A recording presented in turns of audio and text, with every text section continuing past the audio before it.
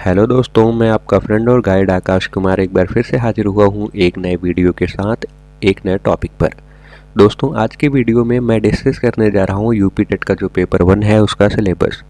दोस्तों, मैं आपको बता दूं कि इससे पहले वाले वीडियो में मैंने डिस्कस किया है यूपी टेट का एग्ज़ाम पैटर्न। अगर आपने वो वीडियो नहीं देखी है तो उस वीडियो को देखने के लिए आपको उसका लिंक इस वीडियो के डिस्क्रिप्शन बॉक्स में मिल जाएगा, आप वहाँ से उसको देख सकते हो।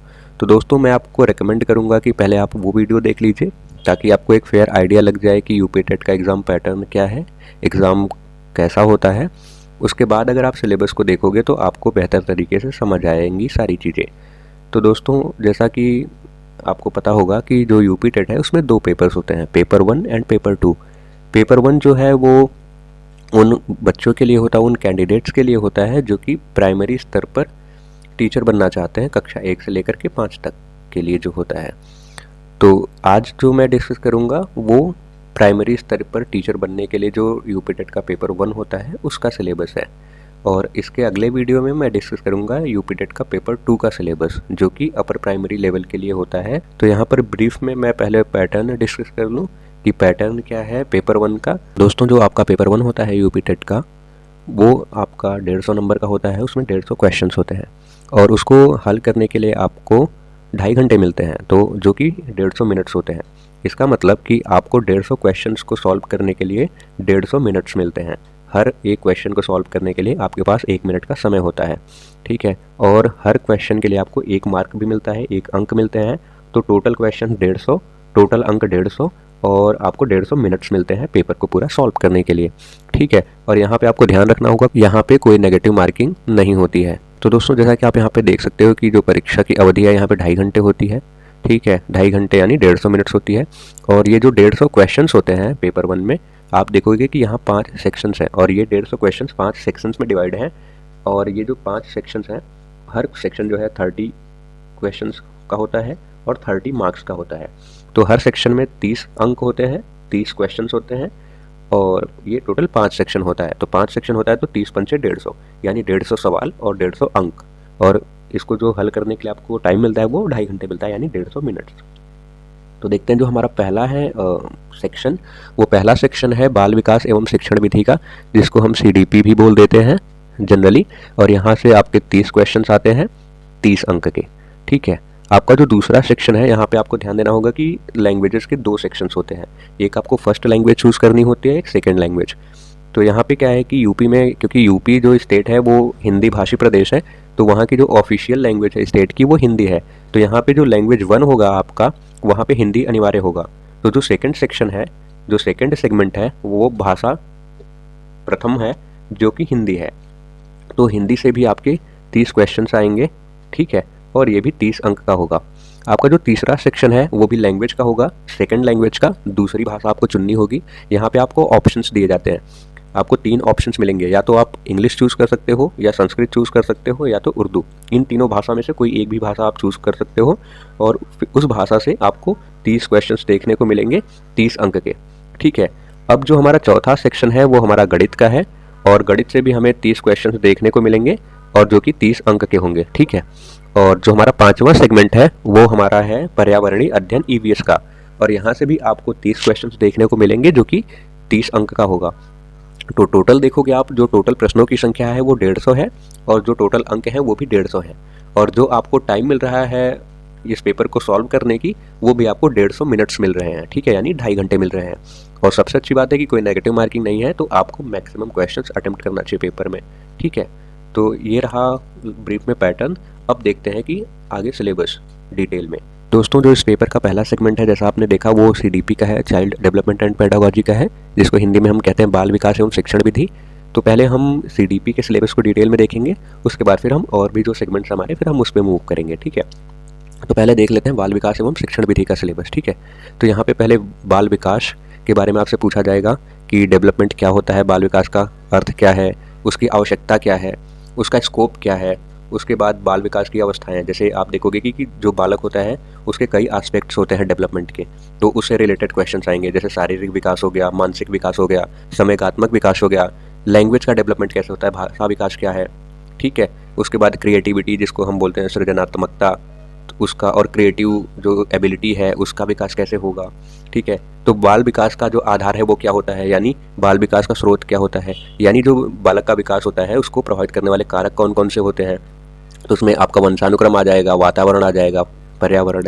ठीक है, तो वातावरण में आपको समाज के बारे में, परिवार के बारे में, विद्यालय के बारे में, संचार के माध्यम में जो है उनका क्या प्रभाव पड़ता है बालक के विकास पर, उससे जुड़े क्वेश्चंस आपके आएंगे। उसके बाद आपका आएगा कि जो सीखने का अर्थ एवं सिद्धांत है, उससे भी क्वेश्चंस आएंगे, जिसमें होगा कि जो अधिगम है जिसको हम लर्निंग बोलते हैं उसका क्या अर्थ है। ठीक है, और लर्निंग को प्रभावित करने वाले कारक कौन कौन से हैं, और अधिगम की जो प्रभावशाली विधियाँ कौन कौन सी हैं। उसके बाद जो बहुत सारे कुछ साइकोलॉजिस्ट हैं उनसे जुड़े हुए क्वेश्चंस पूछे जाएंगे। थॉर्नडाइक के बारे में हमसे पूछा जाएगा कि उनका जो सिद्धांत है वो क्या है। उसके बाद हमें पावलोव से पूछा जाएगा सवाल, स्किनर से पूछा जाएगा सवाल। उसके बाद कोहलर हैं, उनका क्या अधिगम का सिद्धांत है, पियाजे का क्या सिद्धांत है, वाइगॉट्स्की है, उनका क्या सिद्धांत है। उसके बाद हमसे पूछा जाएगा कि लर्निंग कर्व क्या होता है, सीखने का वक्र क्या है, कितने प्रकार का होता है, उसका क्या अर्थ है, और अधिगम में जो पठार है उसका क्या अर्थ होता है, और उसके क्या कारण होते हैं, और उसका निराकरण कैसे किया जा सकता है। तो ये सवाल पूछा जाएंगे, इनसे जुड़े हुए सब क्वेश्चन आएंगे। उसके बाद यहाँ पे शिक्षण विधियों से सवाल आएंगे कि आपकी जो टीचिंग स्ट्रैटेजीज है, पहले हमने देख लिया कि चाइल्ड डेवलपमेंट से आएगा, उसके बाद लर्निंग से रिलेटेड आएगा, उसमें लर्निंग थियरीज वगैरह पूछी जाएंगी। अब यहाँ पे फिर वो और इससे सवाल पूछेंगे कि टीचिंग क्या होता है और टीचिंग स्ट्रैटेजी क्या होती है। ठीक है, शिक्षण क्या होता है, यहाँ पे इन्होंने दे रखा है कि शिक्षण का अर्थ, उसका उद्देश्य क्या है, संप्रेषण क्या होता है, शिक्षण के सिद्धांत, शिक्षण के सूत्र, शिक्षण प्रविधियाँ क्या हैं, मतलब अलग अलग एस्पेक्ट्स क्या हैं, अलग अलग पर्सपेक्टिव क्या हैं टीचिंग के। उसके बाद जो टीचिंग की नई विधियाँ हैं जिसमें सूक्ष्म शिक्षण आ जाता है आपका, वो क्या होता है। उसके बाद ये शिक्षण के आधारभूत कौशल के बारे में आपसे पूछेंगे। ठीक है, फिर आपका यहाँ पे इंक्लूसिव एजुकेशन आ जाता है, समावेशी शिक्षा के बारे में आपसे पूछेंगे कि शैक्षिक समावेशन से क्या अभिप्राय होता है, आप उसको कैसे पहचानोगे, है ना, और कितने प्रकार का होता है। अगर कोई प्रॉब्लम आ रही है इंक्लूजन में तो उसका निराकरण कैसे आप करोगे, है ना। बहुत सारे जैसे अलग अलग तरीके के डिस्क्रिमिनेशंस होते हैं, चाहे वो धर्म के आधार पे हो, भाषा के आधार पे हो, लिंग के आधार पे हो, जाति के आधार पे हो, वर्ण के आधार पे हो, तो आप उसको कैसे डील करोगे और कैसे इंक्लूजन को इंश्योर करोगे, इससे भी जुड़े हुए सवाल पूछे जाएंगे। अलग अलग जो लर्निंग डिसेबिलिटीज़ है और जो अलग अलग लर्निंग डिफ़िकल्टीज से बच्चा जो पीड़ित है, एक दृष्टिबाधित बच्चा है या श्रवण बाधित बच्चा है जिसको हियरिंग में प्रॉब्लम है या जिसको स्पीच में प्रॉब्लम है या किसी को मेंटल डिसऑर्डर है किसी बच्चे को, तो उस बच्चे को आप कैसे सिखाओगे, है ना, उसके लिए क्या क्या स्ट्रेटेजीज अपनाओगे ताकि इंक्लूजन हो पाए, उससे भी जुड़े हुए सवाल पूछे जाएंगे। ठीक है, उसके बाद आपको पूछा जाएगा कि समावेशन के लिए आवश्यक उपकरण क्या क्या है, मतलब इंक्लूजन के लिए आप क्या क्या उपकरण यूज़ कर सकते हो, क्या क्या सामग्रियाँ यूज़ कर सकते हो, कौन कौन सी विधियाँ यूज़ कर सकते हो। TLM क्या होता है, TLM मतलब टीचिंग लर्निंग मटेरियल है जो हम यूज़ करते हैं पढ़ाते समय बच्चों को। उसके बाद आपको पूछा जाएगा कि जो समावेशित बच्चे हैं, मतलब ऐसे बच्चे जो कि स्पेशल नीड्स वाले बच्चे हैं, है ना, किसी को कोई लर्निंग प्रॉब्लम है तो किसी को कोई लर्निंग प्रॉब्लम है, कोई सुन नहीं सकता, कोई देख नहीं सकता, किसी के मेंटल डिसऑर्डर है ना, तो कोई बोल नहीं सकता, किसी को स्पीच में प्रॉब्लम है। तो ऐसे बच्चों का जो अधिगम है, ऐसे बच्चों की जो लर्निंग है उसको जांचने के लिए आप कौन कौन से आवश्यक टूल्स हैं और कौन कौन सी तकनीकी है जिसको आप इस्तेमाल करोगे। उसके बाद आपसे पूछा जाएगा कि जो समावेशित बच्चे हैं उनके लिए विशेष शिक्षण विधियाँ क्या है ना, क्योंकि आप उनको नॉर्मली डील नहीं कर सकते, आपको उनके लिए विशेष कुछ स्ट्रैटेजीज अपनानी पड़ेंगी ताकि वो सीख पाएँ, है ना। तो मान लीजिए कि अगर जैसे बच्चा है वो देख नहीं सकता तो उसको आप कैसे कोई चीज़ पढ़ाओगे, समझाओगे, तो उसको आप जो है ब्रेल लिपि आदि से समझा सकते हो, तो वहाँ पे उससे भी सवाल पूछे जाएंगे।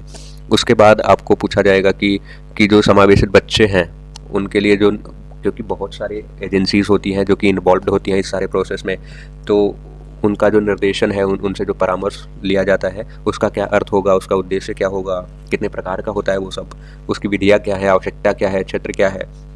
उसके बाद आप देखोगे कि यूपी में जो मतलब परामर्श देने वाली संस्थाएं हैं, है ना, जो कि ऐसे बच्चों से डील करने के लिए आपको निर्देश देती हैं, आपको परामर्श देती हैं, सहायता देती हैं, तो उनसे जुड़े हुए जो भी विभाग हैं, संस्थाएं, उनके बारे में पूछा जाएगा। जैसे आपका मनोविज्ञान शाला है, उत्तर प्रदेश में है, प्रयागराज में, और मंडल स्तर पर जो है आपके मंडलीय मनोविज्ञान केंद्र है। उसके बाद आपका जिला चिकित्सालय है, जिला शिक्षा एवं प्रशिक्षण संस्थान है जिसको हम डायट बोलते हैं, है ना।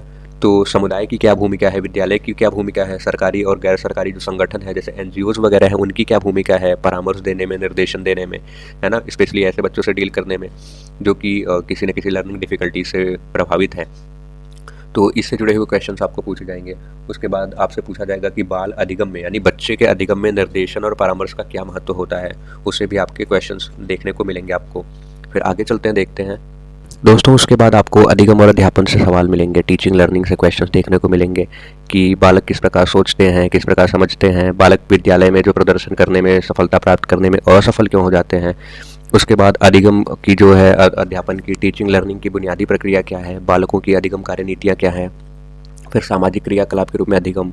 उसके बाद आपका आएगा कि अधिगम के सामाजिक संदर्भ क्या है। इसका सीधा सा मतलब है, मैं आपको डिटेल में सारे सिलेबस को कवर कराऊंगा, ठीक है।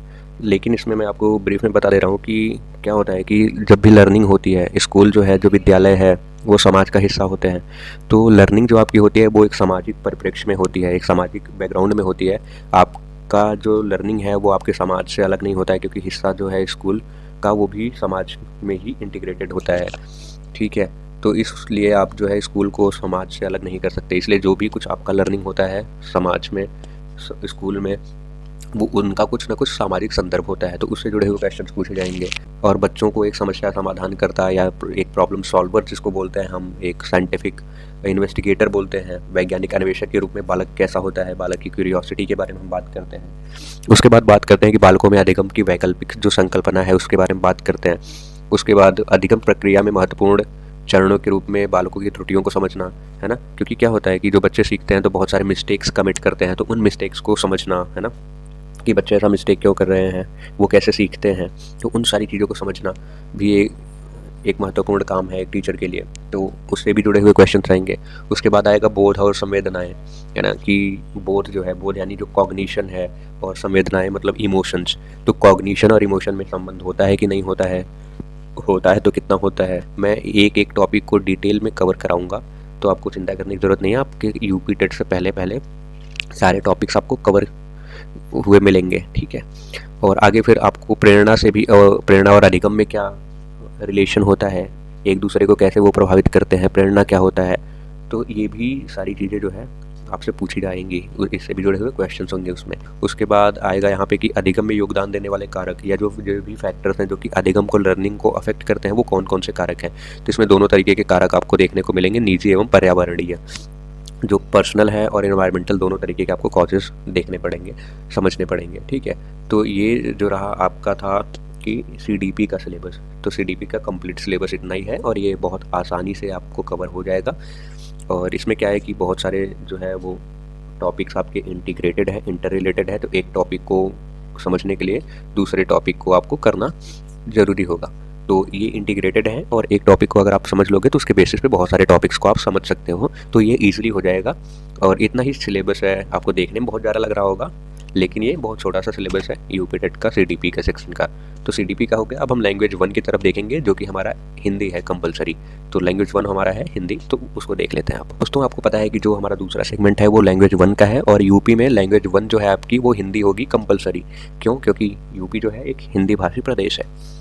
तो यहाँ पे आपको पता होगा, जैसे पैटर्न आपने देखा ही है कि 30 क्वेश्चन होंगे, और इस 30 क्वेश्चन में से ना आपको इससे भी सवाल पूछा जाएगा कि हिंदी को आप पढ़ाओगे कैसे। हिंदी एक भाषा है, और एक भाषा को आप पढ़ाओगे कैसे, तो इसका मतलब उसकी पेडागॉजी भी पूछी जाएगी और उसका ग्रामर भी पूछा जाएगा। तो मेजरली होता क्या है कि ये जो 30 क्वेश्चन है, जो 30 नंबर होता है, इस 30 नंबर में से 15 नंबर आपका ग्रामर से आता है और 15 नंबर आपकी पेडागॉजी से आते हैं, ठीक है, 15 क्वेश्चन। तो देख लेते हैं कि क्या क्या पूछेंगे आपसे वो हिंदी में।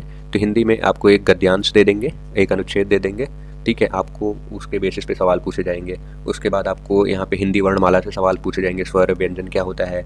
उसके बाद वर्णों के मेल से बने मात्रिक तथा अमात्रिक शब्दों की पहचान आप कैसे करोगे, वाक्य रचना कैसे होगी, हिंदी की जितनी भी पारस्परिक ध्वनियाँ हैं उनमें अंतर क्या होता है, ठीक है, और हिंदी भाषा की जैसे सभी ध्वनियाँ हैं, वर्ण है, अनुस्वार है, अनुनासिक एवं चंद्रबिंदु हैं, उनमें क्या अंतर होता है। उसके बाद संयुक्ताक्षर एवं अनुनासिक ध्वनियों के प्रयोग से बने शब्द कौन कौन से हैं, सभी प्रकार की जितनी भी मात्राएं हैं, जैसे जितने भी विराम चिन्ह हैं, जैसे अर्ध विराम, अल्प विराम, पूर्ण विराम, प्रश्नवाचक जो है, विस्मय बोधक चिन्ह है, उनका प्रयोग कैसे होता है। तो वो सारी चीज़ें आपसे पूछी जाएंगी। फिर उसमें विलोम शब्द पूछे जाएंगे, समानार्थी शब्द पूछे जाएंगे, अतुकांत, तुकांत और समान ध्वनि वाले शब्द होंगे आपको उसमें देखने को मिलेंगे। उसके बाद आपसे संज्ञा, सर्वनाम, क्रिया एवं विशेषण में भेद पूछा जाएगा, और उसके बाद आपसे उपसर्ग, प्रत्यय, तत्सम, तद्भव, देशज शब्दों की पहचान एवं उनमें क्या क्या अंतर होते हैं, तो उससे भी आपको क्वेश्चंस देखने को मिलेंगे आपके पेपर में, ठीक है। तो आगे चलते हैं, और भी थोड़ा सा सिलेबस है इसका। उसके बाद दोस्तों मुहावरों और लोकोक्तियों से प्रश्न होंगे आपके। उसके बाद आपसे संधि पूछी जाएगी, जितनी भी प्रकार की संधि है। जैसे स्वर संधि में आपको पूछा जाएगा दीर्घ, गुण, वृद्धि, यण और अयादि। जैसे स्वर संधि 5 प्रकार की होती है, तो उससे सवाल आपको देखने को मिलेंगे। व्यंजन संधि से सवाल देखने को मिलेंगे, विसर्ग संधि से सवाल देखने को मिलेंगे। उसके बाद आपसे वाच्य, समास एवं अलंकार में भेद पूछा जाएगा, और जो कुछ महत्वपूर्ण कवि हैं और उनकी जो कुछ रचनाएं हैं उससे भी जुड़े हुए सवाल आपको देखने को मिलेंगे। ठीक है, तो ये रही ग्रामर की बात। अब देख लेते हैं कि भाषा को आप पढ़ाओगे कैसे, इससे भी जुड़े हुए सवाल आएंगे आपको। तो यहाँ पे आप पूछा जाएगा कि अधिगम और अर्जन में क्या अंतर होता है, लैंग्वेज लर्निंग और लैंग्वेज एक्विजिशन में क्या अंतर होता है ना। उसके बाद भाषा अध्यापन के सिद्धांत क्या हैं, लैंग्वेज टीचिंग के क्या क्या प्रिंसिपल्स हैं, क्या क्या थियरीज हैं। उसके बाद सुनने और बोलने की भूमिका क्या होती है, भाषा का क्या कार्य होता है, और बालक इसे किस प्रकार एक उपकरण के रूप में प्रयोग करता है ना। क्योंकि मैं आपसे बात कर रहा हूँ, मैं आपको सिखा रहा हूँ, आप कुछ सीख रहे हो, तो कैसे सीख रहे हो आप, भाषा के माध्यम से ही सीख रहे हो, तो भाषा की क्या भूमिका है सीखने में, उससे भी सवाल पूछे जाएंगे। ठीक है, उसके बाद आपसे पूछा जाएगा कि मौखिक और जो लिखित रूप में विचारों का जो संप्रेषण है, उसके लिए किसी भाषा के अधिगम में व्याकरण की भूमिका क्या होती है, तो व्याकरण का क्या रोल होता है, हम ग्रामर क्यों सीखते हैं, है ना। तो एक तो वो है। उसके बाद फिर आपसे पूछे जाएगी कि एक भिन्न कक्षा में भाषा पढ़ाने की चुनौतियाँ क्या क्या हैं। मतलब आप एक कक्षा को देखोगे तो उसमें एक ही तरीके के बच्चे नहीं आते, बहुत तरीके के बच्चे होते हैं। तो एक जो विविधता भरा जो क्लासरूम है उसमें आप भाषा कैसे पढ़ाओगे। एक भाषा आपको हिंदी पढ़ानी है, उसमें अलग अलग तरीके के बच्चे हैं, अलग अलग बैकग्राउंड के बच्चे हैं, तो आप वहाँ पे कैसे सिखाओगे उनको। तो भाषा की कठिनाइयाँ क्या है, त्रुटियाँ क्या है, विकार क्या है, ठीक है, वो भी आपको पूछा जाएगा। फिर भाषा कौशल के बारे में पूछा जाएगा, और उसके बाद आपको भाषा बोधगम्यता और प्रवीणता का मूल्यांकन कैसे आप करोगे, है ना। क्योंकि भाषा के कई पहलू हैं, बोलना, सुनना, पढ़ना, लिखना, रीडिंग, लिसनिंग, राइटिंग और स्पीकिंग है। ठीक है, तो इसका डेवलपमेंट क्या हुआ है, नहीं हुआ है, लर्निंग कितनी हुई है, कितना बच्चा प्रोफिशिएंट हुआ है उस भाषा में, तो उसको आप कैसे, उसका मूल्यांकन कैसे करोगे, असेसमेंट कैसे करोगे, इससे भी सवाल देखने को मिलेगा आपको। चलिए आगे देख लेते हैं। उसके बाद यहाँ पर पूछा जाएगा कि जो टीचिंग लर्निंग सामग्रियाँ हैं, पाठ्यपुस्तक है, मल्टीमीडिया है, या जो सामग्री है, या जो कक्षा में मल्टीलिंग्विलिज्म है, बहुभाषाई जो संसाधन है, उसको आप कैसे यूज़ करोगे पढ़ाने में बच्चों को। उसके बाद उपचारात्मक अध्यापन जो है, जिसको हम रिमीडियल टीचिंग बोलते हैं, तो उसका क्या भूमिका होती है, वो होता क्या है, कितने प्रकार का होता है। तो आपको जो है रिमीडियल टीचिंग से भी क्वेश्चंस देखने को मिलेंगे। ठीक है, तो यहाँ तक हुई भाषा 1 की बात, लैंग्वेज 1 की बात। ठीक है, जो कि हिंदी थी।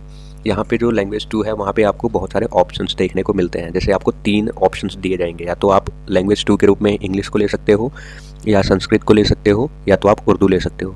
तो मेजॉरिटी ऑफ द पीपल जो है वो लैंग्वेज 2 में इंग्लिश को चुनते हैं, इसीलिए मैंने यहाँ पर जो है इंग्लिश का सिलेबस दिया हुआ है।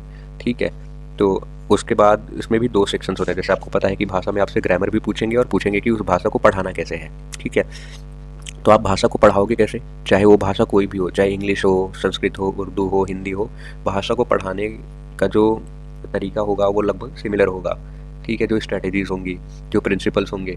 तो यहाँ पे अगर आप देखोगे कि भाषा को आप पढ़ाओगे कैसे, जो लैंग्वेज की पेडागॉजी होती है वो सारे लैंग्वेजेस के लिए लगभग सेम ही है ना। तो केवल आपको ग्रामर बदलना होगा। तो अगर आपने इंग्लिश की जगह संस्कृत लिया है सेकेंड लैंग्वेज, तो आपको केवल उसका ग्रामर पढ़ना होगा, है ना, और उसका अलग से आपको सिलेबस जो है ग्रामर का देखना होगा, क्योंकि जो पेडागॉजी का सिलेबस है वो तो सेम ही होता है। मान लीजिए आपने उर्दू लिया है, तो उर्दू की जो पेडागॉजी का सिलेबस होगा वो तो सेम ही है, लेकिन उर्दू का अगर आपने लिया है तो उर्दू का आपको ग्रामर पढ़ना होगा। ठीक है, बस इतना सा ही डिफरेंस है। तो मैंने यहाँ पे इंग्लिश को लिया है एज अ सेकेंड लैंग्वेज, तो देख लेते हैं इंग्लिश में क्या आएगा। लगभग पैटर्न सेम ही होता है। तो यहाँ पे आप देखो कि पहले आपको एक अनसीन पैसेज दे देंगे और पैसेज से जुड़े हुए सवाल पूछेंगे। उसके बाद आपसे सेंटेंस के बारे में सवाल पूछेंगे कि सब्जेक्ट क्या होता है, प्रेडिकेट क्या होता है, सेंटेंसेस कितने तरीके के होते हैं, काइंड्स ऑफ सेंटेंसेस। उसके बाद आपसे जो पार्ट्स ऑफ स्पीच है उनके बारे में पूछा जाता है, नाउन के बारे में कि नाउन कितने प्रकार का होता है, नाउन क्या होता है, प्रोनाउन के बारे में पूछेंगे, एडवर्ब के बारे में पूछेंगे, एडजेक्टिव के बारे में पूछेंगे, प्रपोजिशन के बारे में पूछेंगे, वर्ब के बारे में पूछेंगे, कंजंक्शन के बारे में पूछेंगे। तो पार्ट्स ऑफ स्पीच से सवाल होंगे। उसके बाद वहाँ पे टेंसेस से सवाल पूछे जाएंगे, टेंस, प्रेजेंट, पास्ट, फ्यूचर। तो ये जो 3 टेंसेस हैं इनसे जुड़े हुए सवाल पूछेंगे। उसके बाद आर्टिकल्स से सवाल पूछेंगे, ए, एन और द जो है। उसके बाद वहाँ पे पंक्चुएशन से सवाल पूछेंगे, जिनको वो विराम चिन्हों से सवाल पूछेंगे। वर्ड फॉर्मेशन से सवाल आपसे पूछेंगे। वहाँ पे फिर क्वेश्चन एक्टिव पैसिव वॉइस से भी सवाल होगा। ठीक है, और सिंगुलर प्लूरल नाउन से भी सवाल होंगे। उसके बाद आपका जेंडर से सवाल पूछा जाएगा। ठीक है, तो यहाँ तक हुई इंग्लिश ग्रामर की बात। और जो लैंग्वेज की पेडागॉजी है वो तो लगभग सेम ही है, मैंने यहाँ पे दी हुई है, आप देख सकते हो। आप यहाँ पे देखो कि भाषा विषय का अध्यापन कैसे करना है। तो यहाँ पे अधिगम और अर्जन में क्या फ़र्क होता है, भाषा अध्यापन के क्या सिद्धांत हैं, सुनने और बोलने की भूमिका क्या होती है, भाषा का कार्य क्या होता है और भाषा का जो इस्तेमाल है बच्चा एक उपकरण के रूप में कैसे करता है, मौखिक और लिखित रूप में विचारों के संप्रेषण के लिए भाषा का जो अधिगम उसमें व्याकरण की क्या भूमिका होती है ना, और एक जो विविधता भरा क्लासरूम है उसमें आप कैसे पढ़ाओगे, उसकी क्या क्या चुनौतियाँ हैं। ठीक है, उसके बाद भाषा कौशल क्या है। उसके बाद आपसे पूछा जाएगा कि जो भाषा बोधगम्यता है और प्रवीणता है उसका मूल्यांकन आप कैसे करोगे। जो आपने सिखाया बच्चों को, जो लैंग्वेज लर्निंग कराई है, चाहे वो स्पीकिंग की हो, लिसनिंग की हो, रीडिंग की हो, राइटिंग की हो, उसको आप कैसे असेस करोगे, उसका असेसमेंट कैसे करोगे। ठीक है, उसके बाद आपसे यहाँ पूछेंगे अध्यापन अधिगम सामग्रियाँ क्या क्या हैं, पाठ्य पुस्तक, मल्टीमीडिया सामग्री, कक्षा का जो बहुभाषाई संसाधन है उसको आप कैसे इस्तेमाल करोगे एज अ रिसोर्स, है ना, आपके लैंग्वेज टीचिंग में। और उसके बाद आपका लास्ट में है उपचारात्मक अध्यापन, यानी जो रेमिडियल टीचिंग है। तो यहाँ पे आप देख सकते हो कि जो लैंग्वेज की पेडागोजी है वो सेम ही होती है कि आपको भाषा कैसे पढ़ाना है, चाहे आप कोई भी भाषा चूज़ कर लो। लेकिन जो आपका सेकंड लैंग्वेज है उसमें आपको ऑप्शंस मिलते हैं। तो अगर आपने संस्कृत चुना है या उर्दू चुना है तो आपको केवल उसका जो अलग से सिलेबस देखना है वो केवल ग्रामर का सिलेबस देखना होगा, बाकी जो लैंग्वेज की पेडागोजी होती है वो तो सेम ही होती है। मैं यहाँ पे आपको लैंग्वेज की पेडागोजी पूरी कराऊंगा, है ना, और लैंग्वेज की पेडागोजी आपके लिए सेम होगी चाहे आप कोई भी भाषा चूज़ करो। तो चलिए दोस्तों, हम अपने चौथे सेगमेंट की तरफ बढ़ते हैं जो कि गणित का है, और देखते हैं कि गणित का क्या सिलेबस है। तो चलिए दोस्तों देखते हैं गणित का सिलेबस। तो गणित के सिलेबस में आपको पूछेंगे संख्या क्या होता है, जो हमारा नंबर्स हैं उसके जो एडिशन, सब्सट्रैक्शन, मल्टीप्लिकेशन और डिवीजन से सवाल पूछेंगे कि संख्या एवं संख्याओं का जोड़, घटाना, गुणा, भाग। उसके बाद लघुत्तम समापवर्तक एवं महत्तम समापवर्तक से सवाल पूछेंगे, एलसीएम, एचसीएफ से सवाल होगा आपका।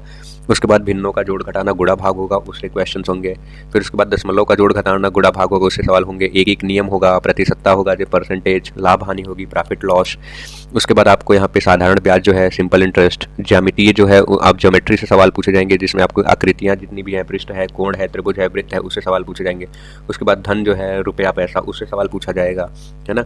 उसके बाद आपका जो है मापन से सवाल पूछा जाएगा, समय, तौल, धारिता, लंबाई एवं ताप, उससे सवाल देखने को मिलेंगे। परिमाप से सवाल देखने को मिलेंगे, त्रिभुज, आयत, वर्ग और चतुर्भुज का परिमाप, कैलेंडर, आंकड़े। उसके बाद आप देखो कि आयतन, धारिता, घन, घनाभ, क्षेत्रफल, आयत, वर्ग से सवाल होंगे। रेलवे तथा या बस समय सारणी से सवाल होंगे। आंकड़ों का प्रस्तुतीकरण एवं निरूपण, यानी जो हम डेटा इंटरप्रिटेशन बोलते हैं, उससे सवाल होंगे।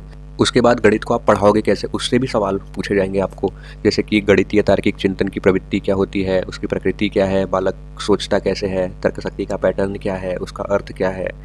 ठीक है, बालक की जो कार्य नीतियां हैं अधिगम की वो क्या है, यानी उसकी स्ट्रैटेजीज, पाठ्यचर्या में गणित का क्या स्थान है, गणित की भाषा क्या है, सामुदायिक गणित क्या होता है, औपचारिक एवं अनौपचारिक पद्धतियों के माध्यम से मूल्यांकन कैसे करना है बच्चे का, यानी जो बच्चे ने गणित सीखी है उसका मूल्यांकन आप असेसमेंट कैसे करोगे, शिक्षण की क्या समस्या है मैथमेटिक्स की, उसके बाद त्रुटियों का विश्लेषण आप कैसे करोगे, है ना, और जो टीचिंग लर्निंग है उसके प्रासंगिक पहलू क्या है। और उसके बाद आपका जो नैदानिक एवं उपचारात्मक शिक्षण है, या जिसको हम डायग्नोस्टिक और रिमीडियल टीचिंग कहते हैं, वो क्या होते हैं, है ना, कितने प्रकार के होते हैं, उनका क्या प्रयोग होता है, उनका क्या महत्व होता है। तो इन सारी चीज़ों से भी आपको सवाल देखने को मिलेंगे। तो ये रहा गणित का सेक्शन। आगे जो हमारा सेक्शन है अगला, वो हमारा लास्ट सेक्शन है इस पेपर का, जो कि ईवीएस का है। तो चलिए आगे देखते हैं ईवीएस के सेक्शन को, उसका क्या सिलेबस है। तो चलिए दोस्तों देखते हैं कि जो हमारा लास्ट सेगमेंट है, 5th सेगमेंट है इस पेपर का, पर्यावरणीय अध्ययन का, उसमें कौन कौन से टॉपिक्स हैं जिनसे सवाल पूछे जाएंगे। तो यहाँ पे आप देखो, पहला टॉपिक है परिवार, फैमिली, भोजन, स्वास्थ्य एवं स्वच्छता, आवास, पेड़ पौधे एवं जीव जंतु, हमारा परिवेश, मेला, स्थानीय पेशे से जुड़े व्यक्ति एवं व्यवसाय, जल, यातायात एवं संचार, खेल एवं खेल भावना, भारत में जो नदियाँ हैं, पठार हैं, वन है, यातायात है, महाद्वीप एवं महासागर है, उससे जुड़े हुए क्वेश्चन होंगे। हमारा प्रदेश यानी उत्तर प्रदेश की जो नदियाँ हैं, पर्वत, पठार, वन, यातायात हैं, उससे जुड़े हुए क्वेश्चन आपको देखने को मिलेंगे। फिर आपको यहाँ पे संविधान से सवाल देखने को मिलेगा। उसके बाद न्यायपालिका, कार्यपालिका, राष्ट्रीय पर्व, राष्ट्रीय प्रतीक, मतदान और राष्ट्रीय एकता से जुड़े सवाल होंगे। उसके बाद पर्यावरण की क्या आवश्यकता है, महत्व क्या है, उसकी उपयोगिता क्या है, पर्यावरण संरक्षण क्या है, पर्यावरण के प्रति जो सामाजिक दायित्व बोध है, पर्यावरण संरक्षण हेतु जो संचालित योजनाएं हैं, उससे जुड़े हुए क्वेश्चंस पूछे जाएंगे। उसके बाद टीचिंग से संबंधित जो मुद्दे हैं उससे सवाल पूछे जाएंगे, अध्यापन संबंधी मुद्दे, जहाँ पे पूछा जाएगा आपसे कि ईवीएस को आपको पढ़ाना कैसे है। तो पर्यावरण का अध्ययन की जो अवधारणा है और व्याप्ति क्या है, पर्यावरण अध्ययन का महत्व क्या है, एकीकृत पर्यावरणीय जो अध्ययन है वो क्या है। उसके बाद यहाँ पे अधिगम जो सिद्धांत है पर्यावरण पढ़ाने के, है ना। उसके बाद मानव जो हमारा यहाँ पे विज्ञान, और उसके बाद यहाँ पर जो विज्ञान और सामाजिक विज्ञान की व्याप्ति है और जो संबंध है उससे सवाल पूछे जाएंगे। उसके बाद जो अवधारणा है उसको प्रस्तुत करने का जो दृष्टिकोण है उससे सवाल होंगे। उसके बाद पूछा जाएगा आपसे कि क्रियाकलाप क्या होता है, प्रयोग या व्यवहारिक कार्य क्या होते हैं, चर्चा से सवाल होंगे आपके। उसके बाद यहाँ पे आप जो मोस्ट इंपॉर्टेंट टॉपिक आपको यहाँ पे देखने को मिलेगा वो आपका होगा CCE का, है ना, जो है continuous and comprehensive assessment evaluation CCE। ठीक है, तो ये आपका जो है सारे सेगमेंट्स में पूछा जा सकता है CCE।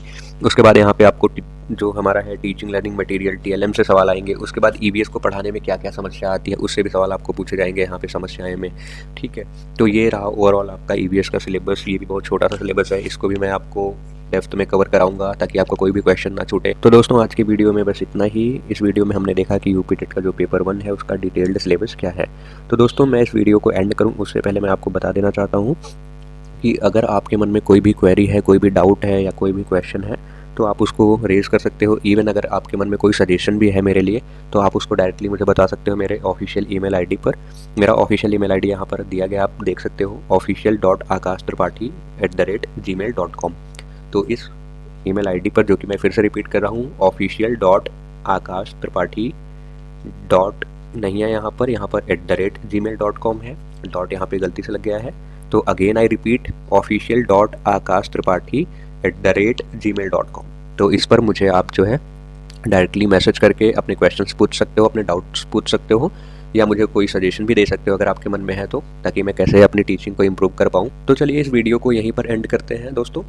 और अगर आपको ये वीडियोस पसंद आ रहे हैं या आपको कोई भी बेनिफिट मिल रहा है इनसे तो प्लीज़ लाइक करिए, वीडियोस को शेयर करिए दूसरों के साथ ताकि उनको भी इसका बेनिफिट मिल पाए अगेन। और चैनल को सब्सक्राइब कर दीजिए अगर आप सोच रहे हो कि आपकी कुछ हेल्प हो रही है, और दूसरों के साथ भी शेयर कर दीजिए ताकि उनका भी बेनिफिट हो पाए। ठीक है, और जो भी सजेशंस हैं आप मुझे मेरे ऑफिशियल ईमेल आईडी पर दे सकते हो जो मैंने आपको बता दिया है। मैं फिर से नेक्स्ट वीडियो में आपसे मिलूँगा पेपर 2 का जो यूपी टेट का सिलेबस है उसके साथ। तब तक के लिए आप अपना ध्यान रखिए, अच्छे से पढ़िए। Take care, bye bye, have a great day ahead, thank you so much.